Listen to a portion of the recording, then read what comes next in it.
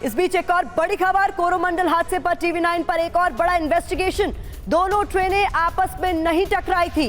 Coromandel express के Daryl डिब्बे दूसरे ट्रैक पर पहुंचे, दूसरे ट्रैक पर आ रही ट्रेन के पिछले डिब्बों से टकराए डिरेल डब्बे। तो ये भी इस रिपोर्ट से सामने आ गया है। तो इन्वेस्टिगेशन में कई बड़े खुलासे एक एक कर हो रहे हैं। हालांकि ये जांच का विषय है कि इसके लिए जिम्मेदार कौन है, लेकिन TV9 भारतवर्ष के सवाल लगातार पूछ रहा है कि इसके लिए कौन है जिम्मेदार।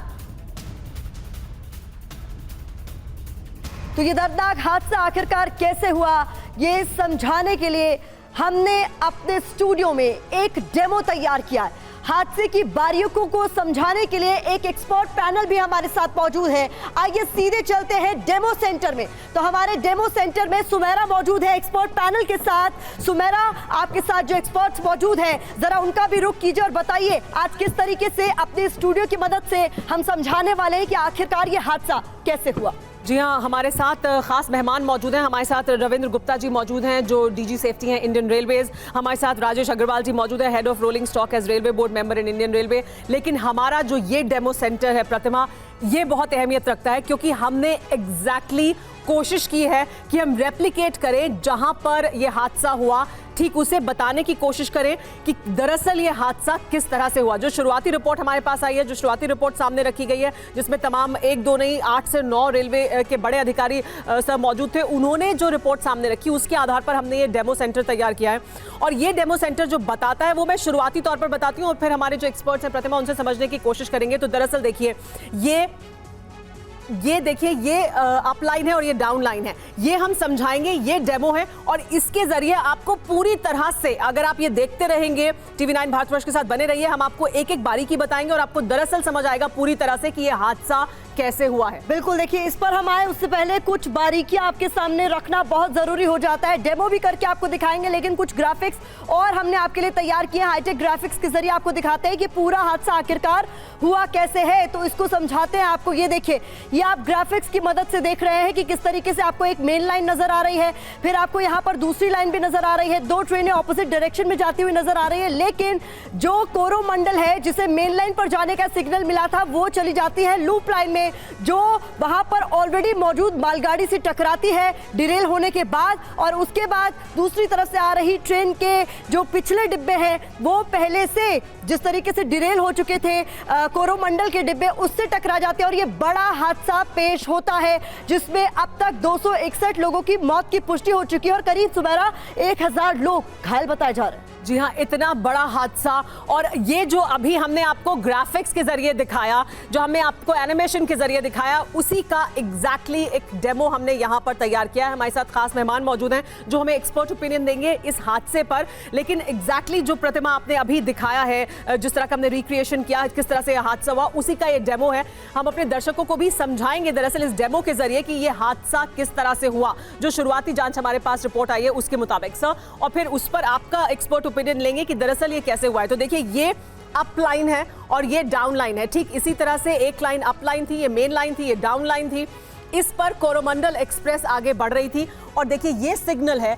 अगर ट्रेन को सीधे जाना होता है, सर अगर मैं कहीं पर गलत बताऊं या कोई जानकारी में कमी हो तो आप मुझे करेक्ट कर सकते हैं, लेकिन अगर ट्रेन को सीधे जाना होता है तो ये जो सीधा जो ग्रीन सिग्नल है वो ग्रीन रहता है, यानी यहाँ पर ग्रीन सिग्नल था। शुरुआती रिपोर्ट में बताया गया कि ये जगह, यानी यहाँ पर जो सिग्नल है ऊपर की तरफ, अगर ये ट्रेन को लूप लाइन में जाना होता तो इस तरफ ग्रीन सिग्नल होता, लेकिन उसे सीधे जाना था इसलिए सिग्नल सीधा यानी यहाँ पर ग्रीन था। और ये ट्रेन ऐसे, और देखिए ये समझिए, ये बहुत जरूरी है समझना, ये है लूप लाइन में जाने का इशारा और ये है सीधे जाने का इशारा। यानी अगर ये ट्रेन ऐसे जाएगी तो यहाँ से ये सीधे आगे बढ़ती चली जाएगी। देखिए ये ट्रेन ऐसे सीधे चली जाएगी और ये इस तरफ रहेगा, यानी ये जो ट्रैक है वो ऐसे रहेगा और ट्रेन ऐसे सीधी जाएगी। इसे ऐसे जाना था जी।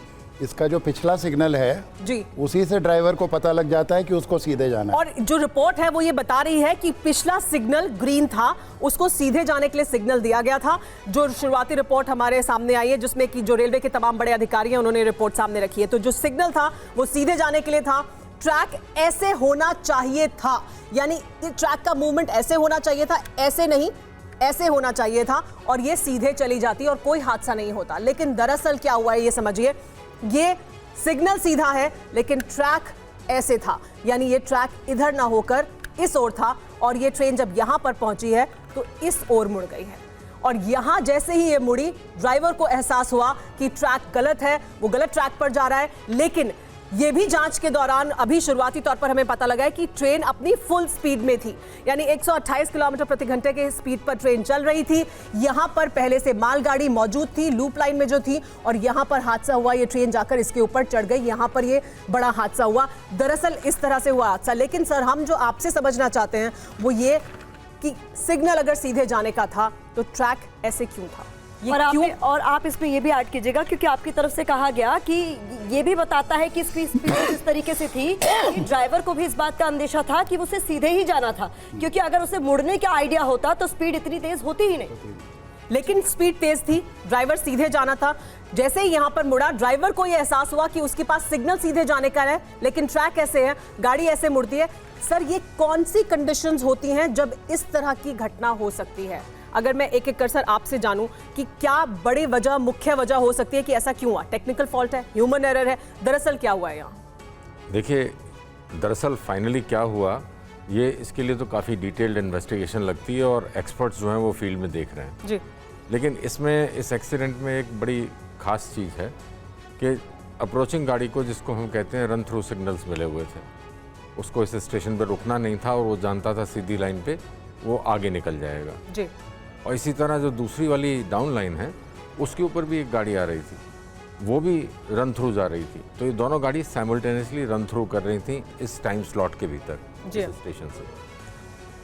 तो ड्राइवर का अपने मुड़ने से पहले ब्रेक लगाने का या समझने का कोई स्कोप नहीं था और गाड़ी की स्पीड करीब 120-130 किलोमीटर है जी। तो 30 से 35 मीटर्स पर सेकंड उसकी नज़रों के सामने से गुजरता है। तो ऐसे में उससे उम्मीद रखना कि वो उस थोड़ी सी शाम के समय पे इस पॉइंट को देख पाएगा, इसको पहचान पाएगा, तो वो असंभव है। राजेश सर, आपकी नज़र में ये टेक्निकल फॉल्ट ज़्यादा नज़र आता है या फिर ह्यूमन एरर यहाँ पर ज़्यादा है? नहीं, ये जो पहला फॉल्ट है ये तो अधिकतर मुझे टेक्निकल नज़र आ रहा है। ह्यूमन एरर इसमें तब हो सकता है जब वहाँ पे मान लीजिए कुछ मैनुअल मेंटेनेंस या कुछ मैनुअल अटेंशन दी जा रही हो बाय चांस।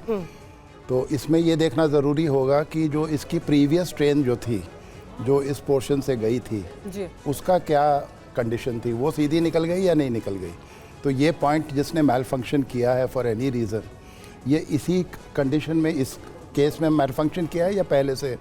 क्योंकि पहले तो गाड़ी गई होगी, वहाँ तो बिजी रूट है, मेन लाइन रूट है, तो पहले भी गाड़ी गई होंगी, तो पहले गाड़ी कैसे ठीक निकल गई, तो वो देखना पड़ेगा। एक बड़ा सवाल जो एक लेमैन के तौर पर हर किसी के मन में आ रहा है और आप एक्सपर्ट्स हैं इसलिए आप बता सकते हैं कि ये अभी जो आज के ज़माने में, तब जबकि टेक्नोलॉजी बहुत एडवांस हो चुकी है, पहले शायद ये मैनुअली किया जाता था, लाइनमैन होता था, अब नहीं होता है ये, तो ये सिग्नल के साथ ही क्या जुड़ा होता है? यानी अगर सिग्नल सीधा रहेगा तो ये लूप लाइन ऐसे नहीं होगी, ये कनेक्टेड होता है।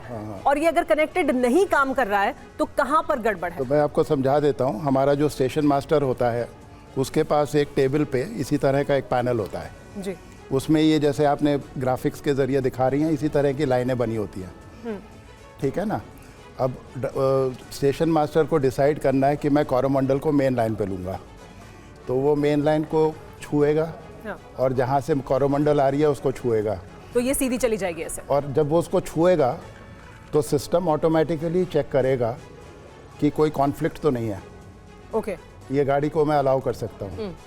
यदि कोई कॉन्फ्लिक्ट नहीं हुआ, कॉन्फ्लिक्ट मतलब कोई सिग्नल वहाँ को सेट नहीं हुआ, कोई पॉइंट वहाँ को सेट नहीं हुआ, यदि कॉन्फ्लिक्ट नहीं है तो वो अलाउ करेगा और ऐसे इस रूट को सेट कर देगा। उसमें सारे सिग्नल्स इस तरह से दे देगा, सारे पॉइंट्स को इस तरह से सेट कर देगा और उनको लॉक कर देगा। ओके। और ये सारी प्रक्रिया डेटा लॉगर में लॉग हो जाएगी, जिसका ऑनलाइन हम लोग वीडियो प्लेबैक आज भी देख सकते हैं। ओके, तो एवरीथिंग इज टेक्निकली कनेक्टेड।